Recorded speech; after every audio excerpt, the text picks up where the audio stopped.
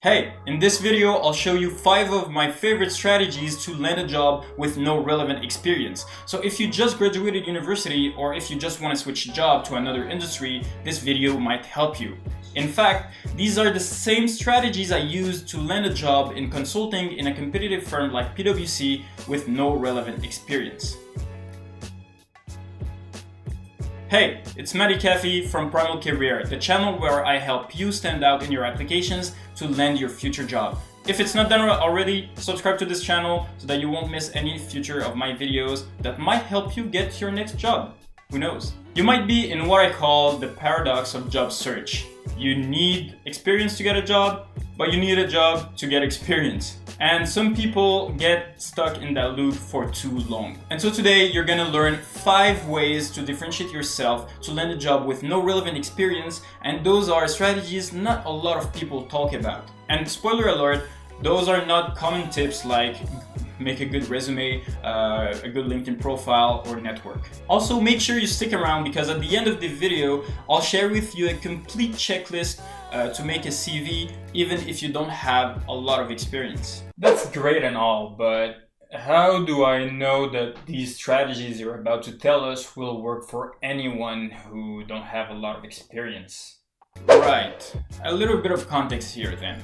A couple years back, I graduated from university with not a lot of experience. I didn't have any internships and I got customer service and sales experience from my part-time jobs. I didn't give too much importance to experience because I thought that my university's reputation or my degree will be enough to get a job. I was wrong. In fact, let me know in the comment section if you've had a similar story. So I started listening to so-called gurus saying stuff like how to make a good resume, how to make a good LinkedIn profile, network, go to career fairs. But nothing was working quite well because everyone is doing the same thing. So this is when I started to come up with strategies to differentiate myself.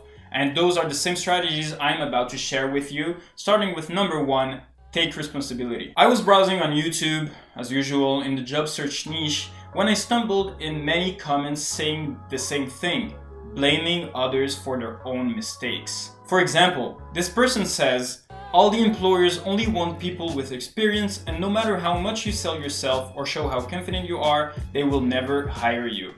Then he mumbles things about like employers only caring about money or I don't know. Another person said that the only way you can find a job is by accepting a low wage and that the economy and the government aren't helping at all. And there's a big problem if you think that way, because if you blame others, if you always say that it's the other person's fault, you're just powerless. You're just standing there because you can't control the government, you can't control employers, and you can't control the economy. But what do you control?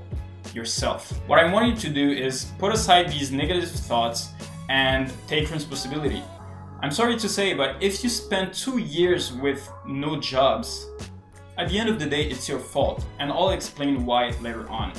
You have to take proper action. Yes, it could mean working for a low-paying job for a couple of months. Yes, it could mean struggle for a bit. But all that should be part of your plan to get to your end goal, get a job you deserve. The question now is, what actions will bring you closer to your end goal? And that leads us to our second strategy, have a plan. First of all, I want to ask you, what job do you want? What job inspires you? What job makes you dream? When you know it, write it down. Look for similar jobs available in the market right now. What companies offer these jobs? What qualifications you need, what skills you need, what education you need. Once you have all this information available, it becomes easier to plan ahead because skills can be learned, companies can be studied, and qualities can be earned. That's a good quote, right? It's from me. Let's talk about the toughest part here. How do you acquire skills if you don't have a job? Strategy number 3, side projects and work for free. Wait, what? I'm trying to pay my bills here and start my career. Why do you want me to work for free? Well, man, let me explain. Once you know the exact skills you need to get that job, it becomes easier to find where to learn those skills. My favorite website for that is Skillshare. You have tens of thousands of courses ranging from learning how to use specific software like Photoshop, you could learn a new coding language, you can learn how to make videos, and so on. You can have 2 months for free if you want to try it out, link in the description. Nowadays, information can be accessed so easily, so take advantage of that. Once you learn the basics of the skills you need on Skillshare or other resources, you can start working on side projects. Why? First, to build a portfolio, meaning working on tangible things you could show employers during interviews, for example, or putting on your CV. For example, Austin Belkak that I mentioned in my last video learned digital marketing on his own and freelanced for a bit, and that led him to work at Microsoft at the end. Another example is CS Dojo. When he was a student, he learned how to code by himself and got a job at Microsoft at first and then Google. If you really want your dream job, you have to work hard for it, because those are the top jobs that not a lot of people are willing to do a lot of efforts to get. If you don't know what projects you could work on, or if you don't want to freelance at all, you could work for free. And I first learned about this strategy by Gary Vee, and it's fabulous. What I mean by that is offering your service for free to a business or an individual just to learn from him, to learn from his business, how he do things, how he got there. Gary Vee even drew a comic about it that I love. Here it is.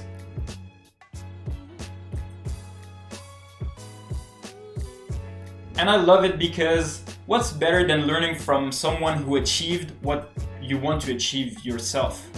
The truth is, in 2019, you don't necessarily need a job to get experience. At this point, you should have enough to start landing some interviews, so let's talk about that in our fourth strategy, mastering your interview skills. Did I tell you that I spent 3 years applying to jobs, got interviews, and got rejected every single time? So please don't let that happen to you. At least not for 3 years. Before an interview, head over to Glassdoor and do a quick research on people who had interviews in your target employer. Once you selected some questions, practice those questions with friends. The key to mastering interviews is to practice, practice, and practice. I always say that it's because I failed for 3 years that I became successful afterward. After the interview, you should write down your impressions, write down what went well, what you should have done instead. You'll see that after doing that for a couple of interviews, you will quickly learn from your mistakes and you will know what worked and what didn't work. And this will help you keep your good moves and don't repeat the bad ones. It's easy to go to interviews and then just forget about them.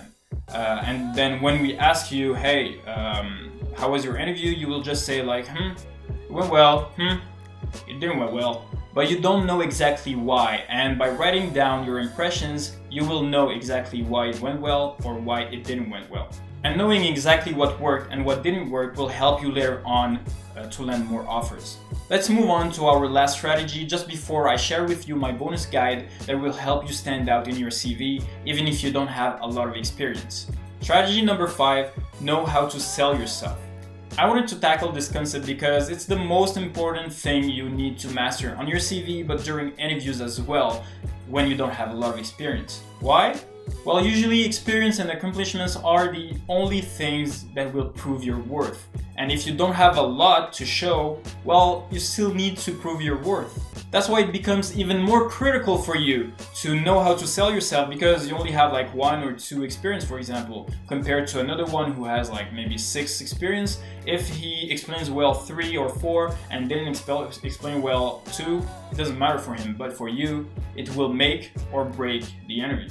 Talk is easy, and employers or anyone won't really believe you if you do self-praise. What they want to see is proof. Prove to me that you have good time management. Prove to me that you know how to use this software. How can I know that you have leadership? And therefore, it's important to show your actions and your qualities in terms of accomplishments. We spoke about side projects and the work you'll do for free. How do you translate these accomplishments in your CV in a way that proves your quality?